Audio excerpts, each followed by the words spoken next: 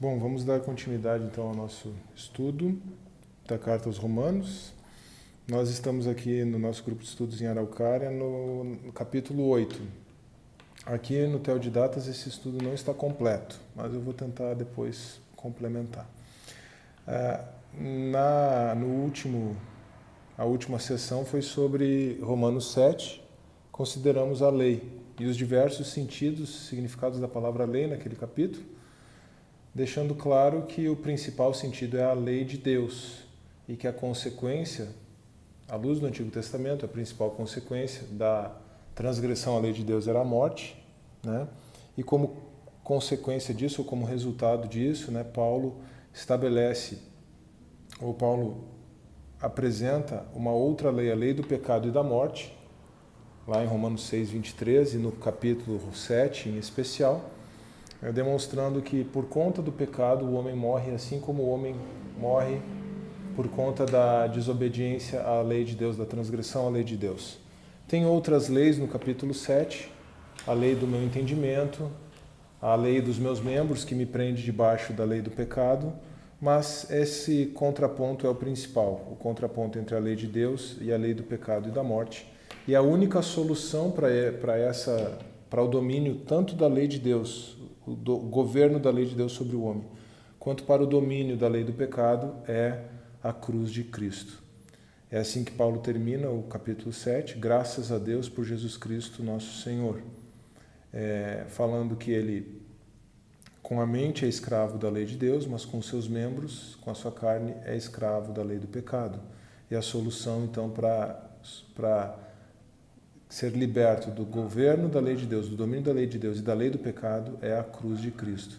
E é por isso que Paulo inicia então o capítulo 8 com a afirmação contida no verso 1. Portanto, agora nenhuma condenação há para os que estão em Cristo Jesus, que não andam segundo a carne, mas segundo o Espírito. Além de afirmar que não há condenação para quem está em Cristo, Paulo introduz uma outra diferenciação, né? Uma outra dicotomia, um outro conjunto de possibilidades, de duas possibilidades, ou andar segundo a carne ou andar segundo o Espírito.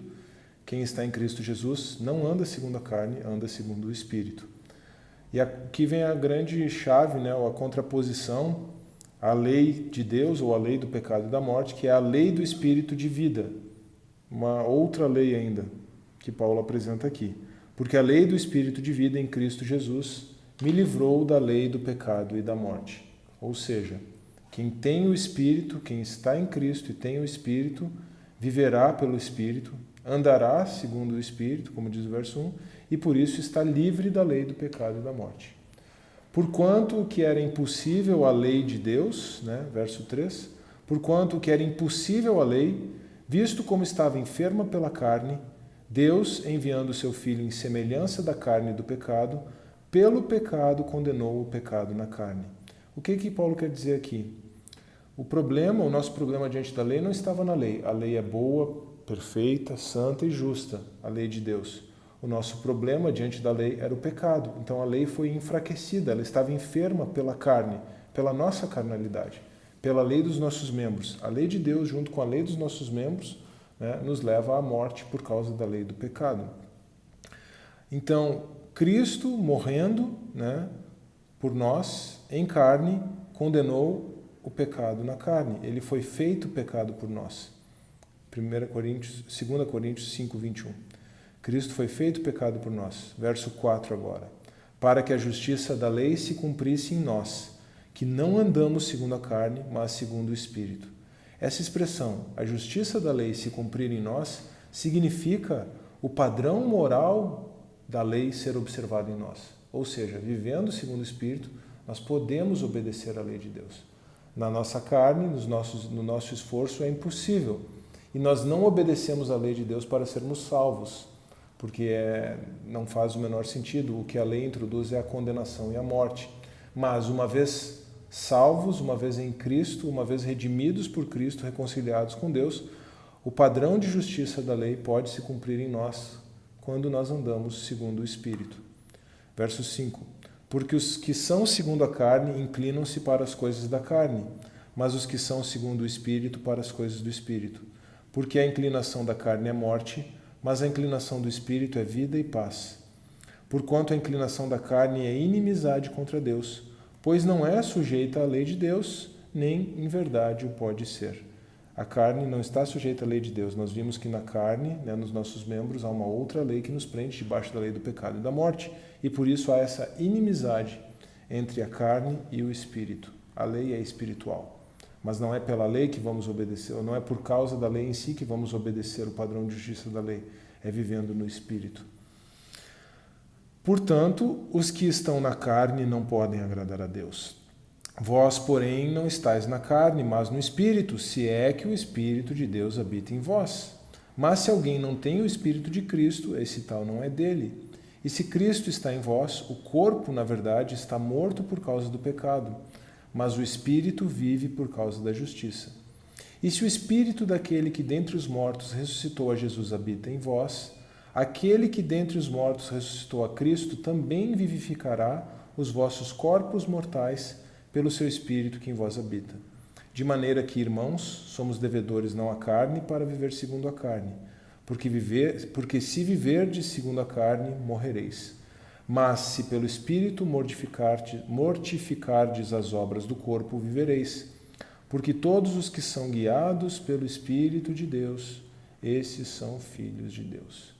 Então, começando aqui pelo final, pelo verso 14, pelo final dessa sessão, Paulo demonstra que a evidência de ser filho de Deus é ser guiado pelo Espírito de Deus.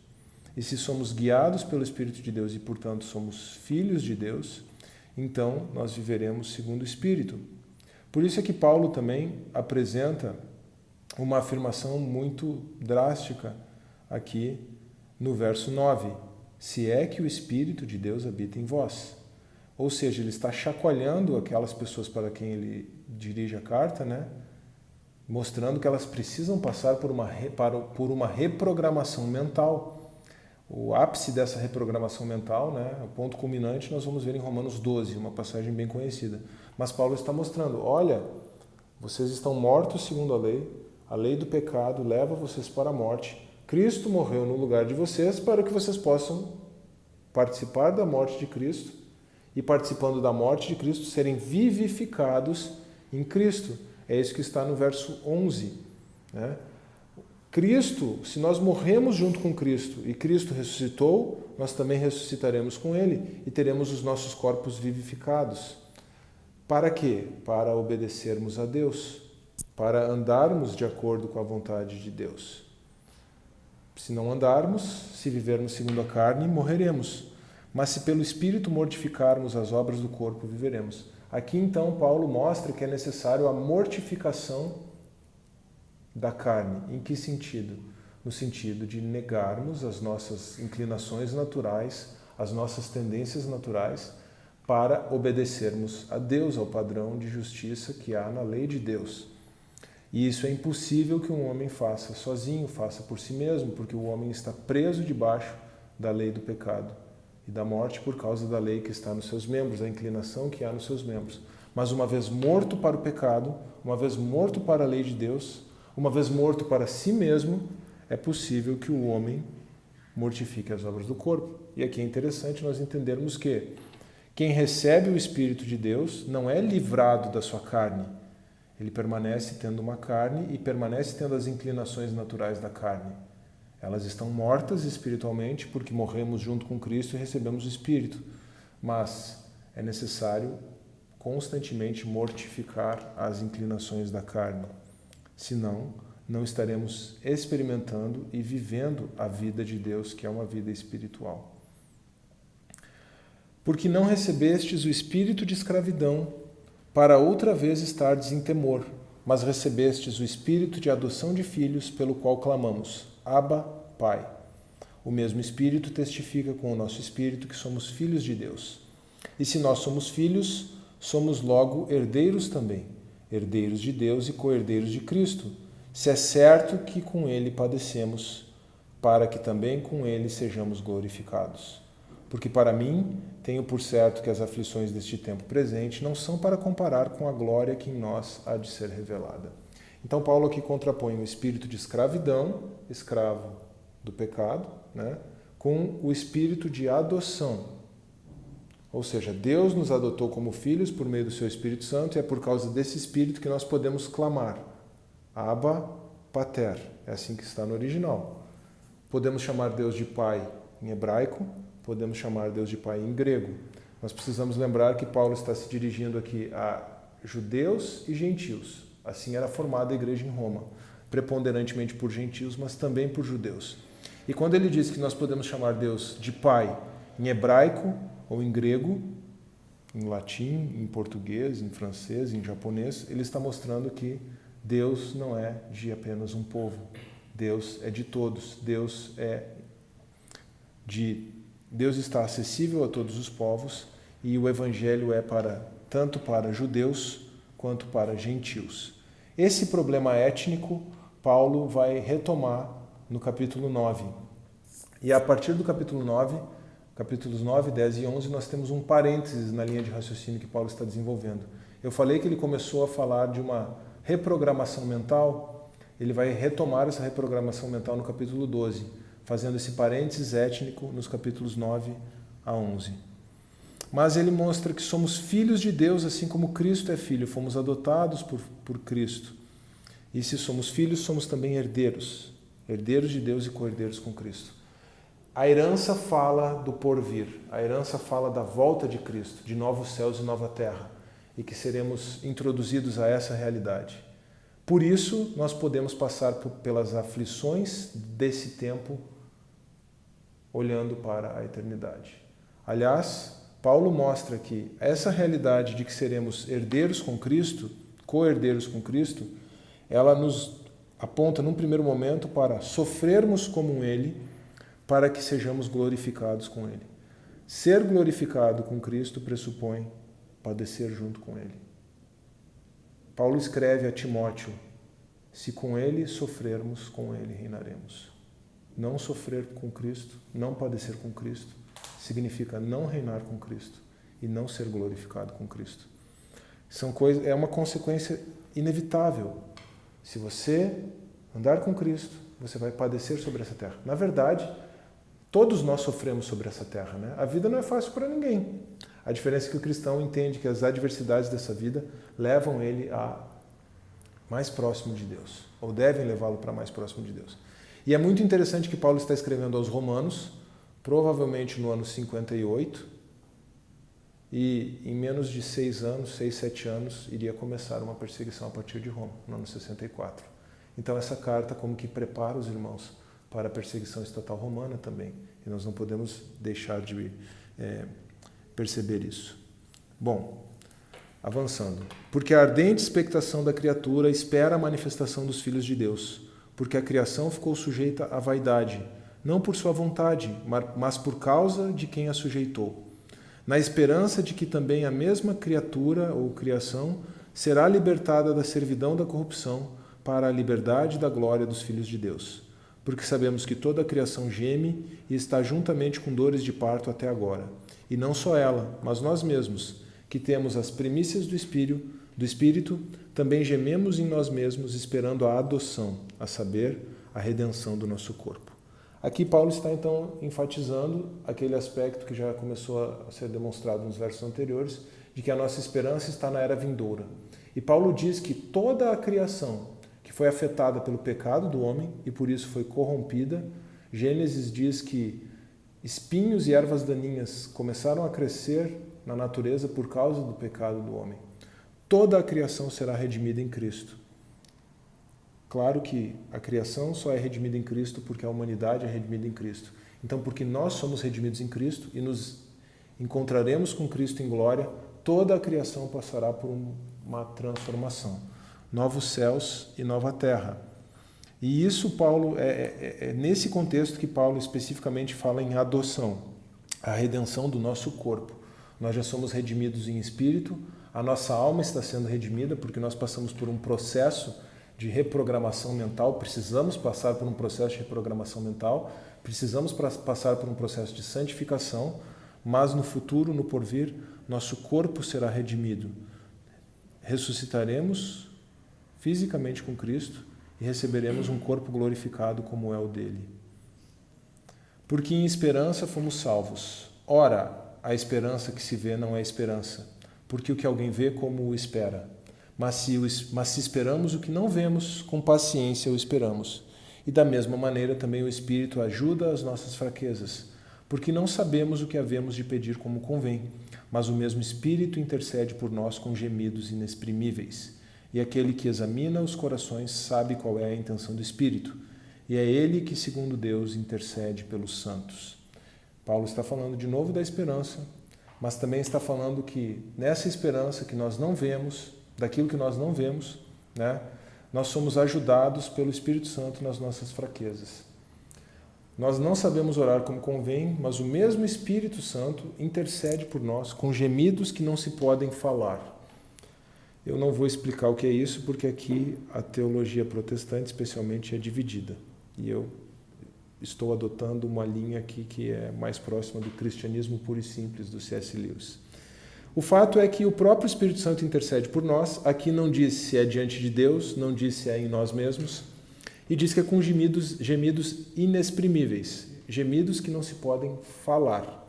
Eu só vou dizer o que o texto diz sem entrar em interpretações variadas. E sabemos que todas as coisas contribuem juntamente para o bem daqueles que amam a Deus, daqueles que são chamados segundo propósito. Segundo o seu propósito é algo acrescentado pela tradução, é segundo o propósito, ou seja, daqueles que são chamados intencionalmente, são chamados com Deus de acordo com um propósito que ele estabeleceu.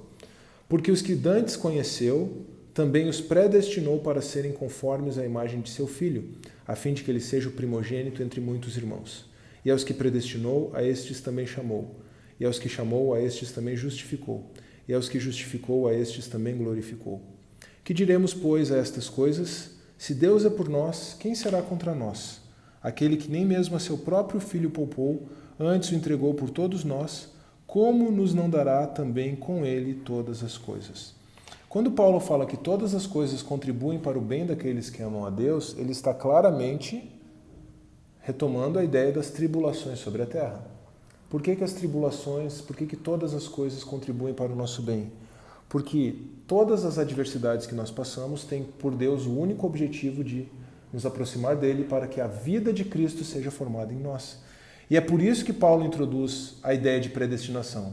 Sim, nós fomos chamados por Deus com um propósito. Qual o propósito? E para mim o grande equívoco do calvinismo pós-calvino é colocar os olhos, colocar a ênfase na doutrina da predestinação de um ponto de vista eterno, quando Paulo está falando aqui de uma predestinação claramente temporal. Nos predestinou para quê? Para sermos conformes à imagem de seu Filho. Deus estabeleceu, Deus quando chama alguém em Cristo, ele olha para aquela pessoa e diz assim: você será como Jesus. Essa é a predestinação. E é por isso que todas as coisas cooperam para o nosso bem. Tudo na nossa vida coopera para que a imagem de Cristo, a vida de Cristo seja formada em nós. Por isso ele predestina, ele chama, ele justifica e glorifica. Mas o centro aqui não é predestinação. O centro é a formação da vida de Cristo em nós. E a vida de Cristo só é formada em nós pela cruz. Quando Paulo diz, se Deus é por nós, quem será contra nós, ele está exatamente mostrando o que que mal as pessoas nessa terra podem nos fazer se nós estamos com Deus. Ele vai dizer lá na frente, né, o que pode nos separar do amor de Cristo. Se Deus entregou o seu próprio Filho, ele nos dará com ele também todas as coisas. Aqui, novamente, Paulo está fazendo uma alusão ao porvir, à glorificação com Cristo, e não a coisas terrenas. Nós podemos ser abençoados com coisas terrenas, com coisas materiais ou não. Não é esse o foco dessa passagem. Quem intentará acusação contra os escolhidos de Deus? É Deus quem os justifica. Isso aqui está ecoando o verso 1.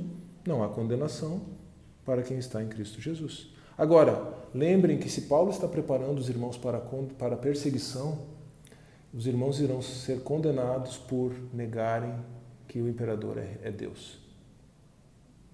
Essa pode ser uma condenação humana, mas Paulo está lembrando, não há condenação para você, você é justificado por Deus. Esse caráter profético dessa passagem de Romanos 8, preparando aquela igreja para a perseguição que sobreviria a partir de Roma, É muito interessante.